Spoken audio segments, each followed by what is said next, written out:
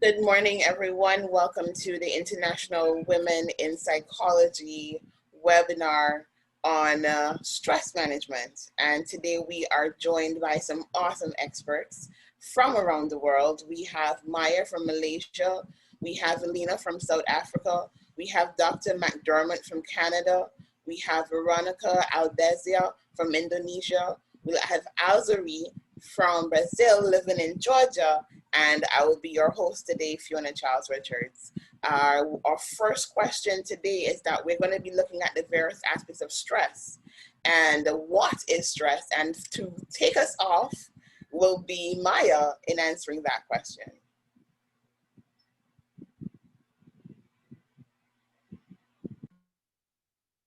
Hello, everybody. Hi. Thank you so much for being here. Now, it is my honor to contribute a little bit on a topic that I think everybody knows, I guess probably better than I am, because I'm an industrial psychologist. I deal more with productivity, with money, with wealth. That is my food every day.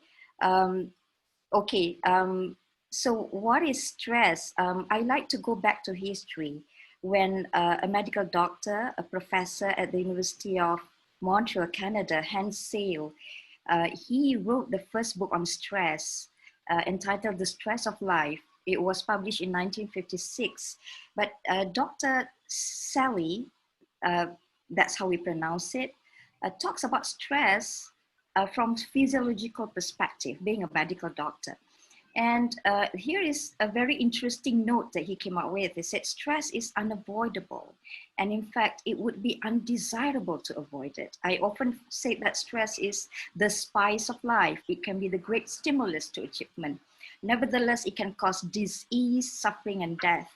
And then he went on to create this theory called general adaptation syndrome, which is about how the body responds to challenges, alarm, resistance, and exhaustion.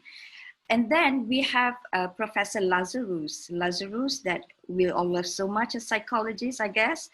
So Lazarus came out with the cognitive perspective of stress, meaning to say, according to Lazarus, we all get stress depending on how we appraise stresses, and stressful environment, how we interpret something, whether it is stressful or not. And then he came up with cognitive coping. So basically, it's all about a disease of adaptation, a disease of how we actually interpret our life.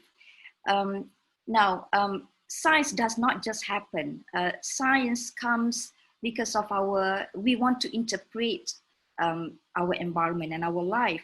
And if you realize, both Dr. Sally and Lazarus actually talk about stress in 1950s and 60s. That was when World War II came around, and there was mass destruction. Because there was mass destruction, there was mass efforts to rebuild the world. And that's where, I guess, probably life becomes so challenging. And basically, stress comes in our life because life is a process. Because when it's a process, it's very dynamic. And when it's dynamic, we all grow by these changes. We keep experiencing changes, whether transition or transformation, slow or drastic, progress or regress, profits or mistakes. And when these changes hamper demand on our resources, our internal resources, be it cognitively, be it psychologically, when the demand impose too much pressures beyond our threshold to process it. Threshold means our tolerance, the tolerance of our body to take it, then stress happens. Now let's go to some, to a little bit more elaboration on how stress can happen. Well, according to Dr. Sally, when there are demands on our system responds in certain ways, in the way of alarm, resistance, and exhaustions. Okay. And therefore, we will experience eustress or distress. Eustress is a healthy level of stress, is we call constructive stress. Healthy expectations, moderate stress that is within copable limit and serves as a pusher to our motivation.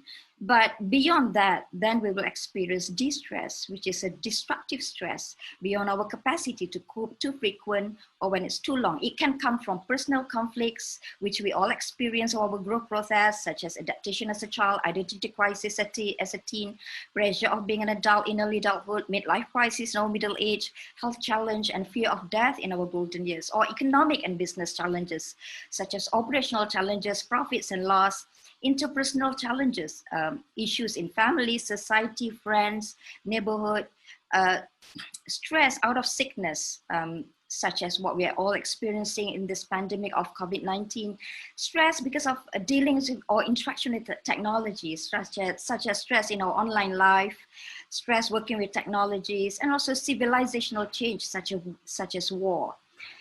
Now let's take a look at what APA said about type of stress. So we are not going to talk about eustress now. I guess APA concerns more on distress. So APA categorizes it into three categories of stress. One is acute stress, which is when we experience an intense change in our life.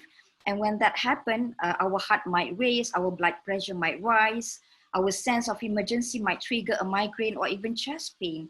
And we also experience symptoms like irritability, anxiety, sadness, headaches, back pain, and gut problems. This may appear for a short time and subside when the stress eases. Now, what is more dangerous, according to APA, is actually what comes later, the more serious level, which they call it episodic acute stress, intense, more frequent, and it accumulates. Now, the symptoms are similar, but it occurs more often and accumulate over time, especially when we live in a stressful pattern, be it at work, be it in a family. And it will turn into unhealthy coping strategies such as binge drinking, overeating, clinging to bad relationship. And if this episodic acute stress is poorly managed, it can get worse to clinical depression. And the last one is chronic stress, which is a more severe, frequent, and prolonged.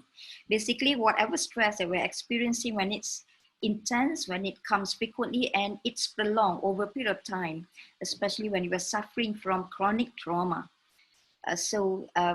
Then APA categorize it as a chronic stress.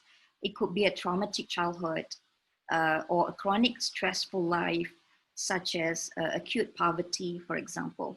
So those are basically, I'm trying to go as fast as I can. Those are basically the type of stress which I don't really like to talk about.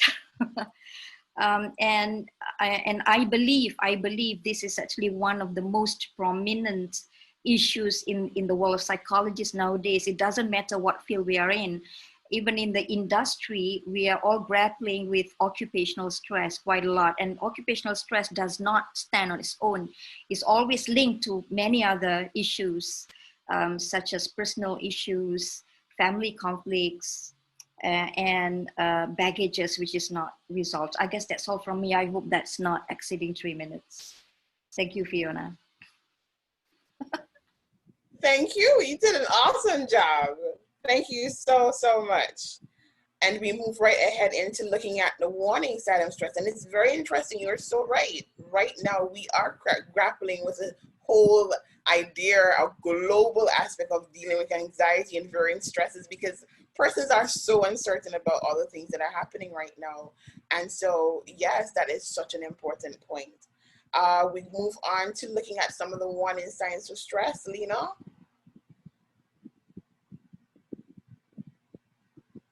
Hello. Hi, ladies. My name is Lena Kumalo. I'm speaking from South Africa, Johannesburg. And I'm actually honored to be part of this conversation. Not to waste time, I'll go straight to the symptoms or the warning signs of stress. And with this topic, we mainly focusing on the stress, which is a negative stress. And remember that stress can affect all aspects of our lives, including emotions, behavior, thinking ability, physical health. So too much stress can cause dysfunctionality. And there's no part of the body that is not, that is immune to stress. But because people handle stress differently, symptoms tend to vary. Some symptoms can be vague and maybe the same as those caused by medical conditions. So it is important that any person who has some warning signs, some kind of discomfort, to consult. I'm going to divide the symptoms, my topic, according to different parts of the body. The first, different parts of categories of stress anyway, sorry for that. The first one is physical symptoms, which is low energy, headaches, upset stomach, including diarrhea, constipation, and nausea. And what concerns me, let me contextualize this into African context when it comes to upset stomach. Most of African people in South Africa, when they have the upset stomach, they tend to go for laxative and thinking maybe it has to do with too much sugar. But you may find that they miss the diagnosis, and using laxatives might even exacerbate the situation. And yes, much better. I was saying, even the body aches, the tense muscles, and knee pain, just generalized pain in the body. And also the chest is one of the common pain that appears when a person is stressful. And that pain may appear as if it's a heart failure. On time that it's not. It's the stress, the negative energy that is sitting on your chest. And rapid heartbeat, which is palpitation, and insomnia, which is difficult to sleep. And something that is very common for most of the people across the range is the issue of frequent colds and infection. And so the last one, but not the least, is loss of sexual desire, low libido. Okay, those are physical symptoms. Let's go to emotional symptoms. It's the lack of happiness. A person just losing interest in everything, in anything and everything, and especially for those activities that used to be exciting and bringing joy. All of a sudden, then there's no longer interest. Anxiety and agitation, the irritability, and moodiness, mood swings. For this one, allow me to say it's very common for women because of hormonal changes. And also feeling overwhelmed. You have to solve this problem, this one. And while trying to solve this problem, then comes another one, and that can create such a feeling of being overwhelmed. And you may find that the body reaction will be a sweating and the heat or hot flashes. Loneliness and isolation. This is very common when a person has experienced grief. Loneliness, feeling isolated, feeling alone in this world, and also other emotional health problems. Let me go through quick to other aspects.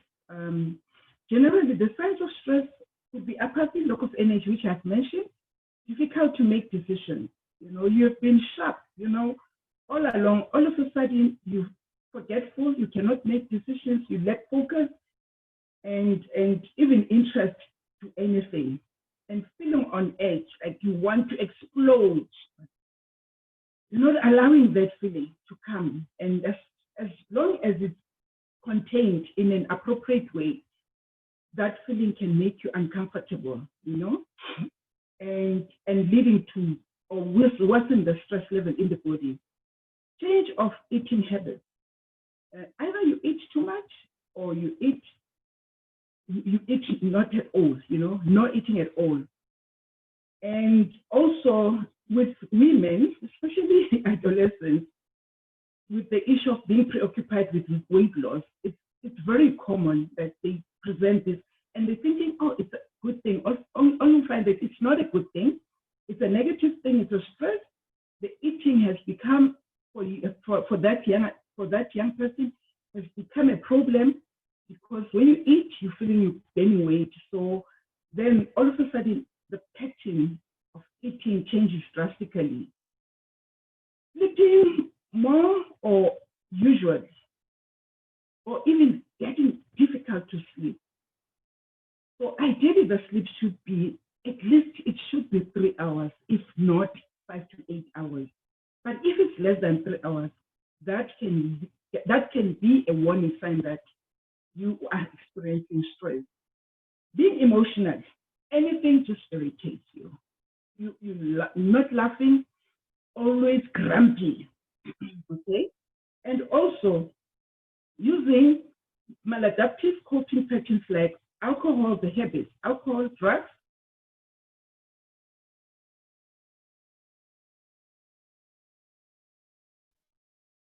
sometimes not.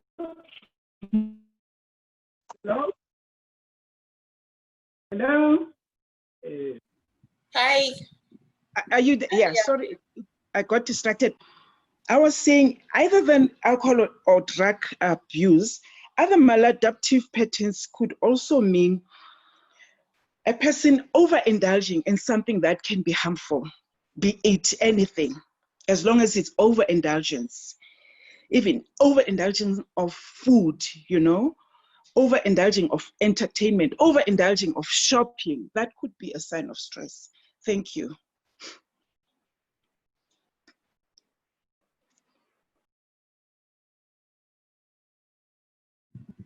Thank you so much for your contribution this morning, Leo. My pleasure. Awesome. And you're so right. There's some varying aspects where, you know, I have noticed it as well, that especially in our young people, they may get very concerned about body image, etc. And so those can be varying points of stresses for them. And so I'm really thankful for your contribution. And we're going to go on now to Dr. Sandra McDermott from Canada, and we're looking at the main causes of stress.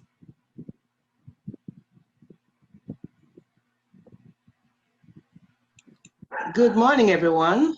Good morning. Pleasure for me to be here. Are you hearing me? Yes, hearing loud and clear. Okay. I think that the other two presenters talked about what is stress and what are the causes of stress. And for my presentation, I want to look at what I call the causes of stress. And I'm going to preface my presentation by looking at in the light of what is known as the diathesis stress model. And so the diathesis stress model is a person's either their vulnerability or the person's what is known as hardiness to stress. In other words, is there a vulnerability to stress, or is the person able to weather the storm? So in looking at that, there's what I call the predisposing factors for stress. And one of it is the genetic factors. In other words, our genes play a role. Is there an inability to adapt? Is our age, personality, the environment? So these are some of the factors that can cause a predisposing factor.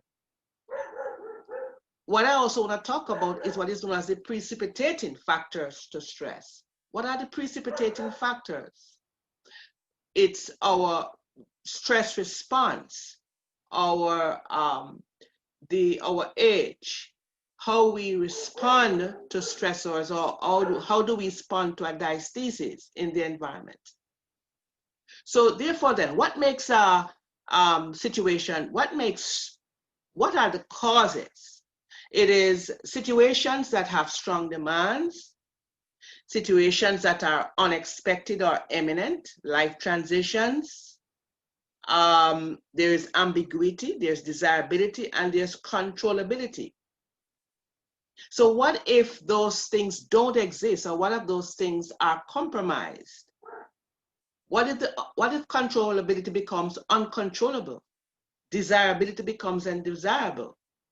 Then it is that we can become stressed when those things are compromised. So there are two major reasons. One is perception of an unknown event. If we perceive something as dangerous, difficult, or painful, if we have, as we talked about before, an ambiguity about the fact that we don't believe we have the resources to cope, we can get very, very stressful. And Maya gave a very, very excellent introduction about what is stress. So the matter of fear and uncertainty, our attitudes and perceptions, unrealistic expectations, all these can contribute to stress.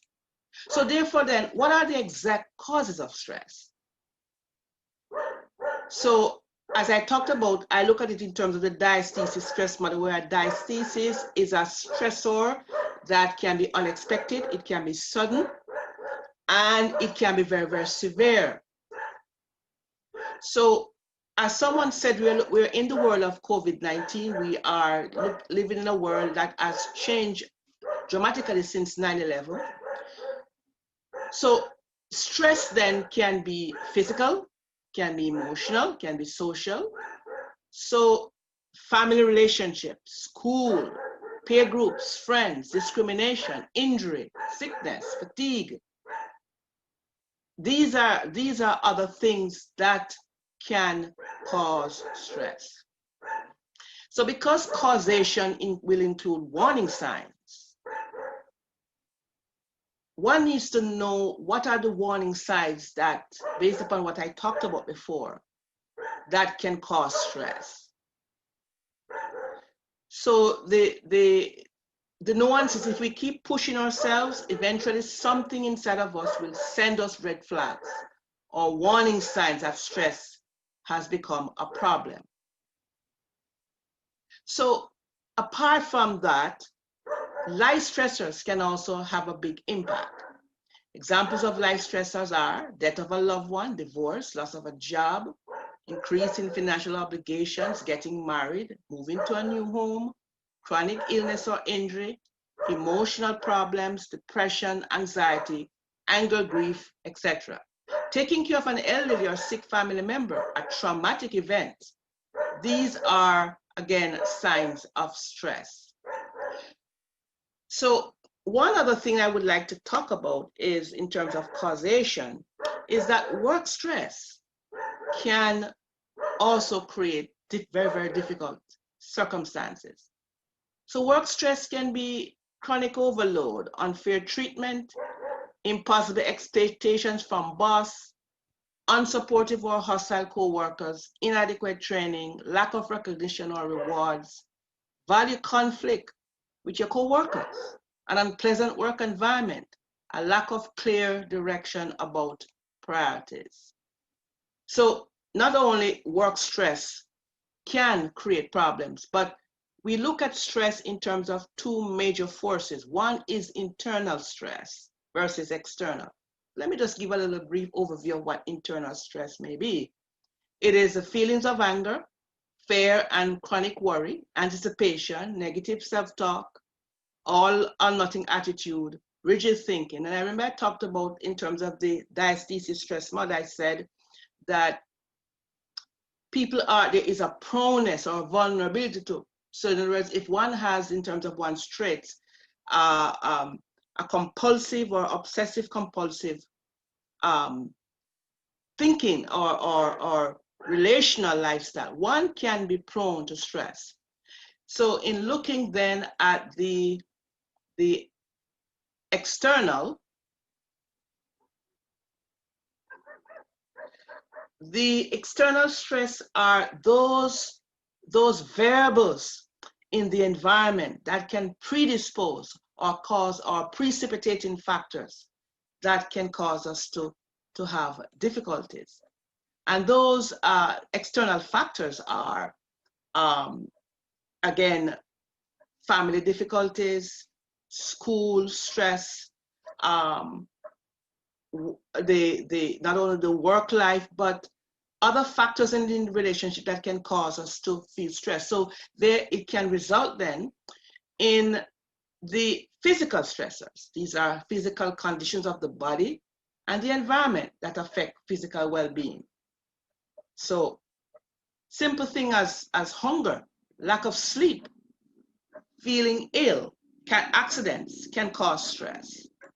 So the emotional response then are worry, fear, grief, depression, and anger. So these are the things, in terms of the stressors can create, because we can be predisposed to psychiatric or psychological problems. And in my day-to-day experience, work with patients, I have seen a lot of people coming about depression, anger, worry, uncertainty. So even this world where there's so much going on right now, people are stressed. People are worried about what's going to happen to them in terms of their lives. So when I used to work in the child adolescent unit for the hospital, a lot of children were coming in because of issues with school, issues with family, issues with academics, and that creates stress for the child. So there is a lot of children, for example, who may present with what I call internalizing behaviors. So the child may not only internalize, but the child may externalize their behaviors. So if you look at the DSM, most of these externalizing behaviors can be a result of stressors. So I think I just want to wrap up. I have wrapped up what I need to say about stress. And so again, thank you very much for having me here and to present this morning. Thank you so much. Thank you so much. That was a incredible wealth of information, and even given our next speaker a little bit of a preamble for her to jump into as we go into talking about what does stress do to our body. And the whole discussion so far has been really connected, and I'm really enjoying that. So we are going to go to Veronica next as she discusses the whole idea of what stress does to the body. Okay, thank you, Fiona. Can you hear me? Yes, I can hear you, my dear. Okay. So hello, my name is Veronica Adisla. I'm clinical psychologist from Indonesia. I've been working for 7 years with experiences in handling anxiety, depression, and various psychological problems. So now we talk about the impact of stress to our body. When we perceive a threat, fear, demand, or pressure, our central nervous system, or CNS, is in charge of our response. The hypothalamus, a small region of the brain, gets the message from CNS and releases the stress hormones, which is adrenaline and cortisol. These stress hormones rev up our heartbeat and send blood rushing to the areas that need it most in emergency, such as our muscle, heart, and other important organs. Our liver also produces extra blood sugar or glucose to give us a boost of energy. In result, our heart races, our breath quickens, and our muscles ready for action. These physical changes increase our strength and stamina, speed up our reaction time, and enhance our focus, preparing us to either fight or flee. Normally, after the fear or stressor is gone, the hypothalamus should tell all systems to go back to normal. But if the CNS fails to return to normal, or we tend to get stressed out constantly or frequently, or the stressor doesn't go away, our body may exist in a heightened state most of the time. This chronic stress can cause a variety of symptoms, mainly in these 5 aspects of our body. So the first is respiratory and cardiovascular systems. Frequent or chronic stress will make our heart work too hard for too long. When our blood pressure rises, so do our risk for having a stroke or heart attack. Second, digestive systems. Under chronic stress, our body may not be able to keep up with extra glucose surge. This may increase our risk of developing type 2 diabetes. We also more likely to have heartburn or acid reflux because of increase in stomach acid. Chronic stress can also increase risk of ulcer or cause existing ulcer to act up. Not only that, but chronic stress also affects the food moves through our body, leading to diarrhea or constipation.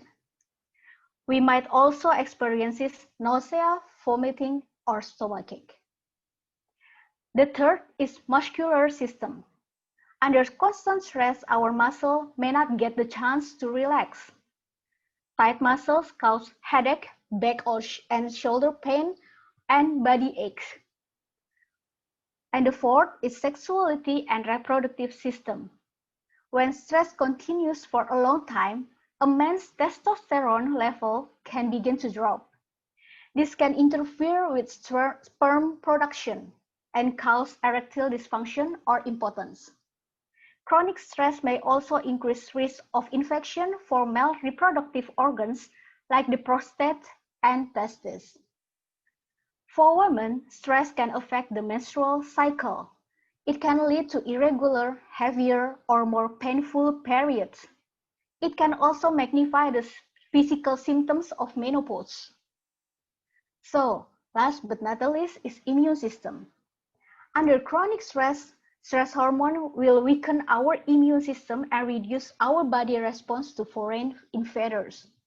It makes people more susceptible to viral illnesses like the flu and the common cold, as well as other infections.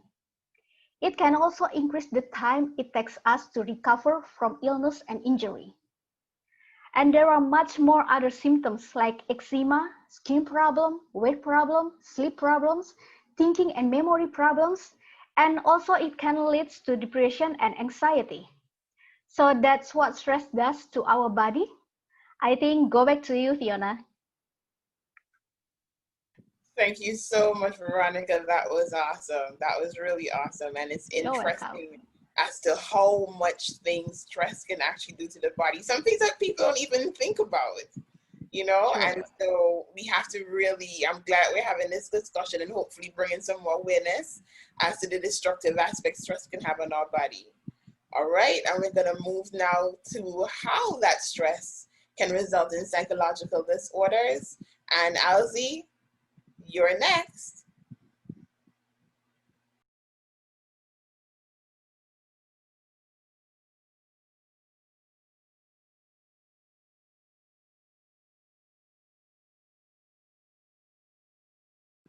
Unmute your microphone, Alzi. Okay, can you hear me? Okay, so I'm going to talk about how stress can bring other disease. So I would like to focus, especially a lot has been said. I'm going to focus on children population. That's my expertise. So The American Pediatrician Association has doing more and more research and proving that babies and children are suffering from all this stress, and that affect the same thing a different way from the adults affect the children too, because has the myth that, oh, children don't have stress, they have a perfect life, they have a good life, parents gonna worry about everything, but that's not the truth. They can have all the stress from the prenatal to until lifetime. So how do we see the other sides of the psychological effect of stress on children? So we go on the psychosomatic. We see a lot nightmares. We see a lot go back to an inability to sleep well.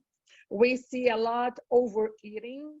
So the kids get anxious, the compensation goes to the eating disorder. So we can see a lot on enuresis and ecopresis, kids with 5, 6 years old having accidents in a school, at night, at home. Parents usually look, or caretakers look, oh, he's too busy playing video game. No, it's not. It's consequence of the stress. Compulsive behaviors for children, a lot, much more now. Video games, computer games, or more. TV is not a big deal these days, but the need to get more and more and more. So that's a big issue too. Self-harm, when you go to the teenagers population, much more self-harm. And it's very quiet because parents are not aware when a child gets a pencil or something we have at home, a fork or a knife or a scissor, and they cut hiding places like between the legs, nobody can see, or under the arms, nobody can see. If the parents are not aware of that, they're not gonna look. When we tell the parents, can you work with us? Oh, no, that doesn't exist. Yes, exists, and it's increasing much more. Another thing we see a lot is the kids, the lack of energy, or the opposite, too much energy. And teachers, usually they look like as ADHD. We have what we call emotional ADHD, or the anxiety on children. It's exactly overlap the ADHD diagnostic by the DSM-5. They hyper, they don't concentrate, they distracted, but it's all caused by emotional, all caused by stress. So it's so easy for parents want some solution fast, go on medication for the kids. So that's something we need to look at. Another thing that's very important with the children, it's about behavior. Children don't talk, they don't express what's going on.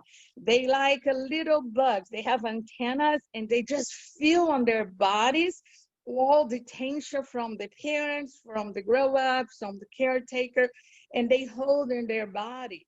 So what the expression they have is behavior. They're gonna be more aggressive. They're gonna be more impatient. Everything we talk about since now with the adults happen with children too.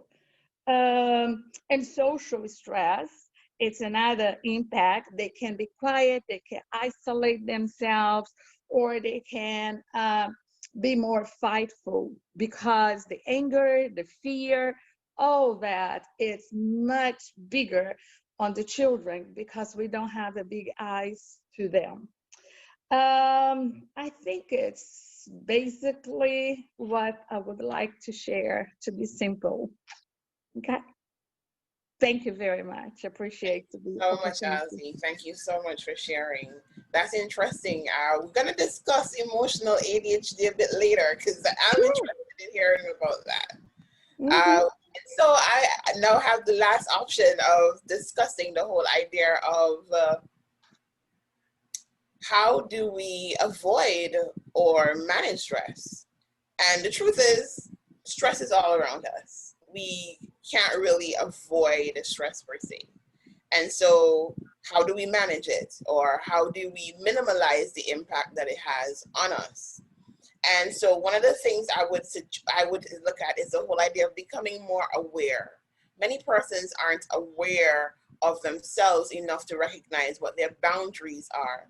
And in lack of recognizing what those boundaries are, we see persons having challenges in terms of saying no, when really it's healthy to say no, because you have now reached a particular boundary that you may have set for yourself. So setting healthy boundaries through becoming self-aware.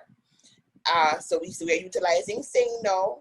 We're taking care of our environment. Now, one of the things I find so amazing is that everybody says COVID-19 is stressing them out.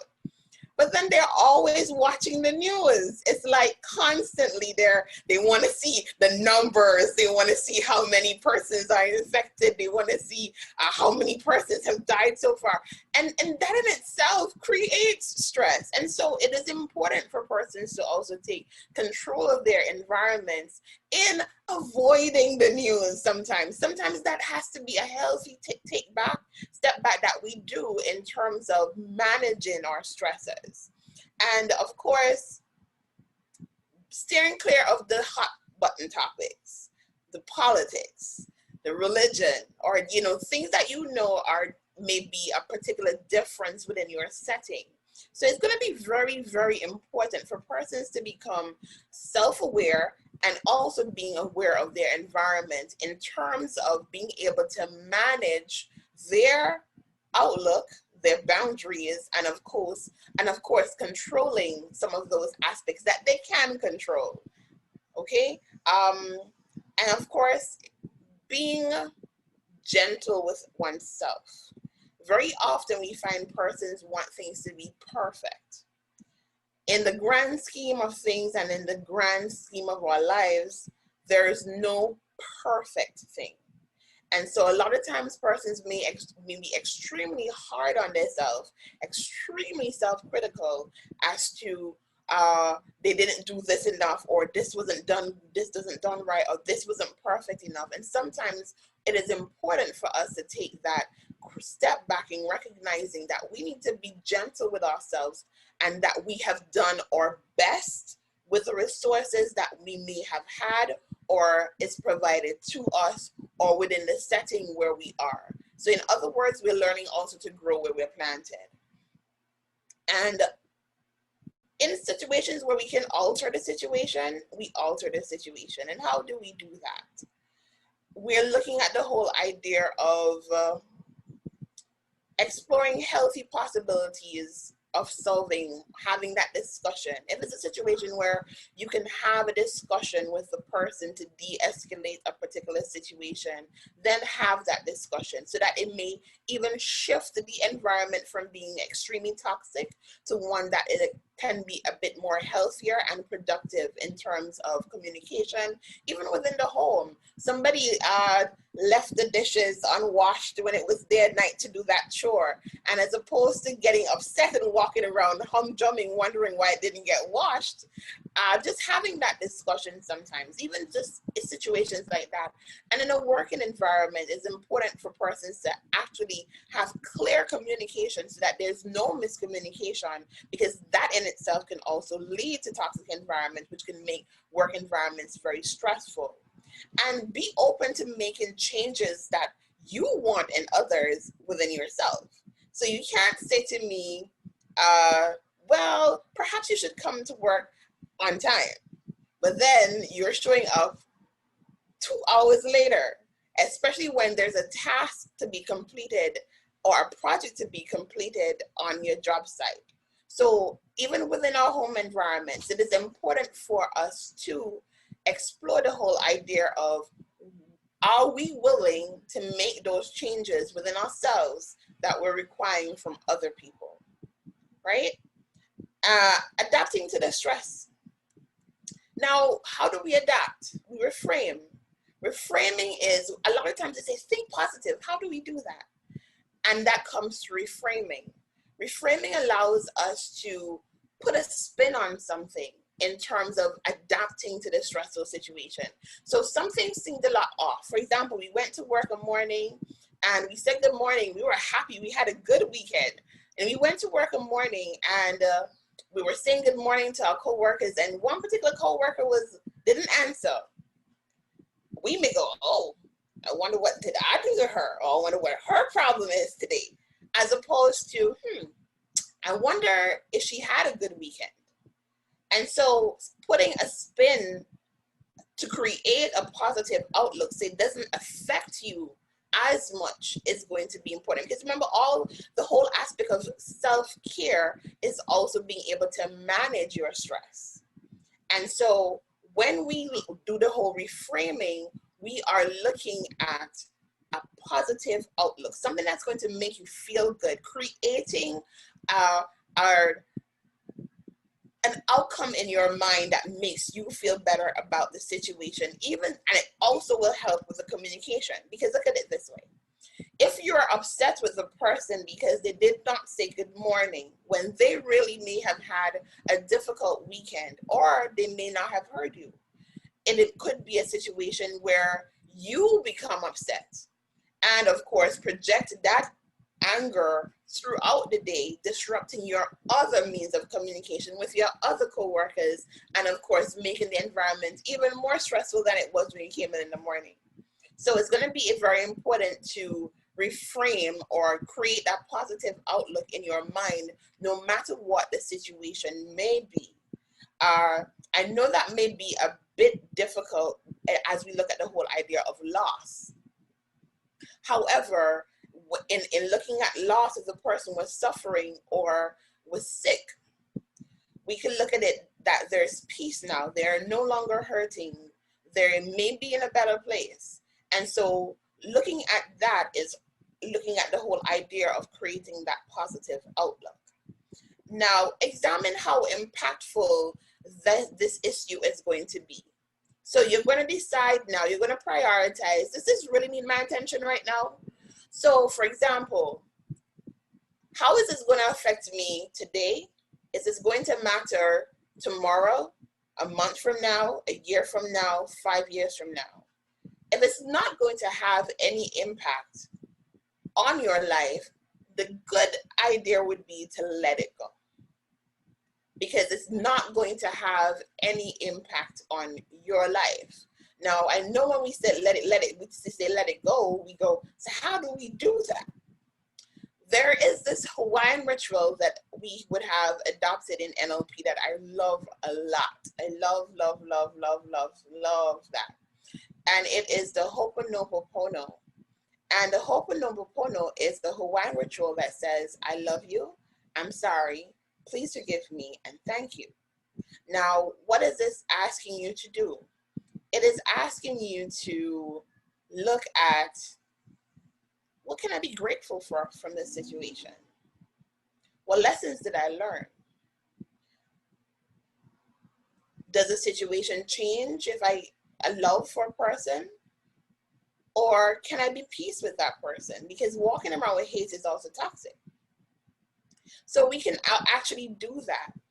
And please forgive me, whether or not you may have contributed to the situation, the ideas that you may have created in your own mind about the person or about the situation may be one that is making you even more tense.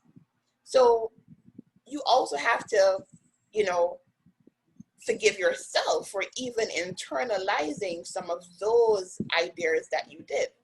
So allowing yourself to utilize forgiveness. And of course, saying sorry. I'm sorry. Even if you don't verbalize it to the person, make peace with it within your mind or yourself that you are sorry for whatever would have transpired. You're sorry for being so hard on yourself. You're sorry for thinking that you were not worthy or unworthy.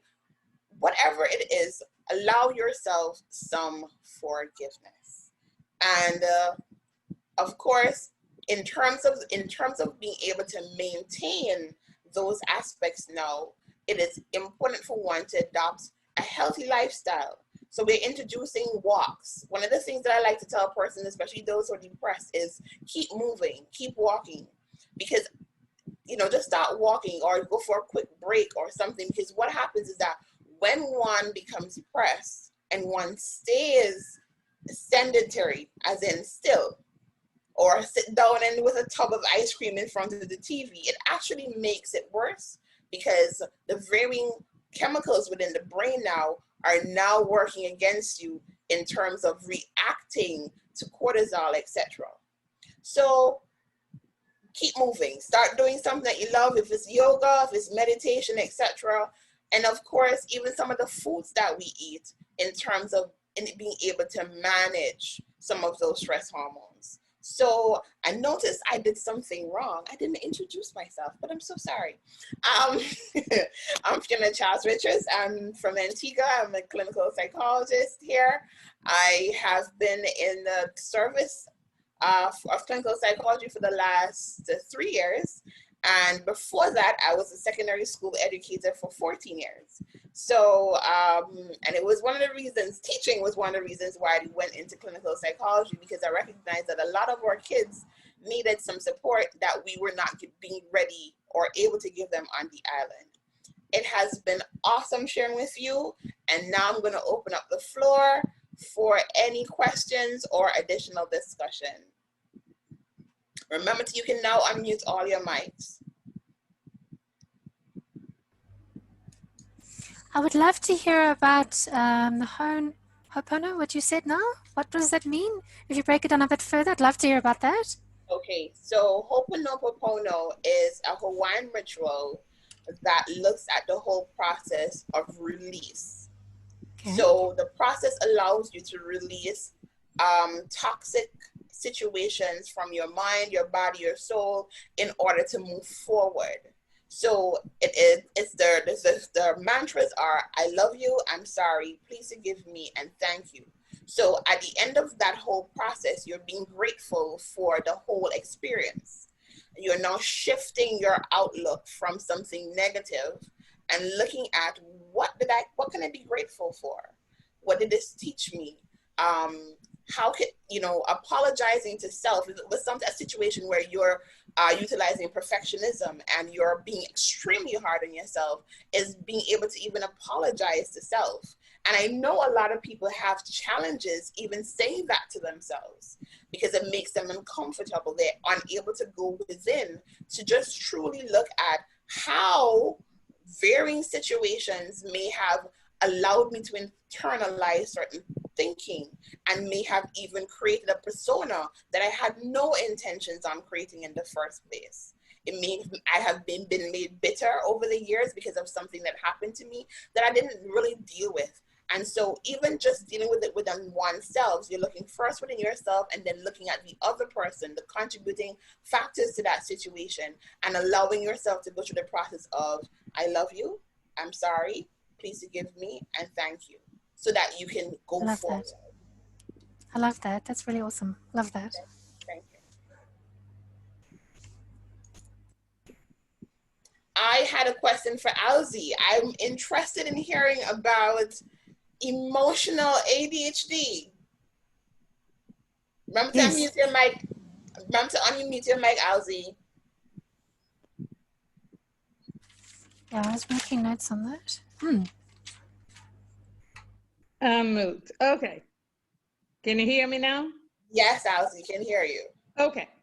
Okay. So when we talk about emotional ADHD, is we go to the stress, we go to connect more with trauma for children, how they demonstrate their symptom of stress or trauma. The trauma, the stress overlap with the symptoms of ADHD. What the basic symptoms? You can even look on the adult side, but people don't look much on that. The basic symptoms ADHD, hyperactivity, People with anxiety has hyperactivity. Distraction, it's another big issue for ADHD. Okay, distraction. If you're very anxious, you don't concentrate, you're going to be distracted, you're going to be disrupted. So when the symptoms overlap, it's very easy and normal to label the kids with ADHD. And that's not the truth. That's why I need a deeper investigation, because when symptoms overlap, you can misguide teachers, parents on the diagnosis of the child. And you don't look underlines what is the real issue. Because, oh yeah, ADHD doesn't pay attention, low grades in the school, aggressive behavior, defiant behavior, but a lot can be related with trauma, anxiety, and stress. So it's very important to be aware not to fast diagnose kids and go to the medication, because the number of ADHD cases double every year. And that's not the truth. That's not a way to work with that. Because if you look at the symptoms, they're the same. And the kids feel much more. And then when you give medication, kids can take 6 months to find the proper medication, because the body is not accepting the chemical. The body does not need the chemical. They have a very good book called The Body Keeps the Score, and the body keeps the score, Mind and Body in Healing Trauma, from Dr. Bessel van der Kolk. And he talks a lot about how the body has the memory, how the body can keep the score, and how the mind just, you forgot, or you go to different ways to cope with skills, but the body always bring back. That's its big issue, we say, in the child psychology on play therapist world, that be aware of the emotional ADHD. It's just a way to express. Is that clear? Yes, thank you so much for sharing that. That was extremely interesting. Do we have any more questions?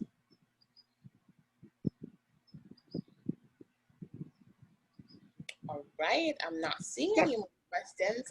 Thank you so much. Thank you for our guests for joining. We really appreciate the time. It was awesome today having everybody here. And we look forward to having more discussions like these, and hopefully one day all meeting up. Sure. Thank you very much. Bye. Looking forward. Thank you. All right. Bye. Bye. Bye. Bye. Bye.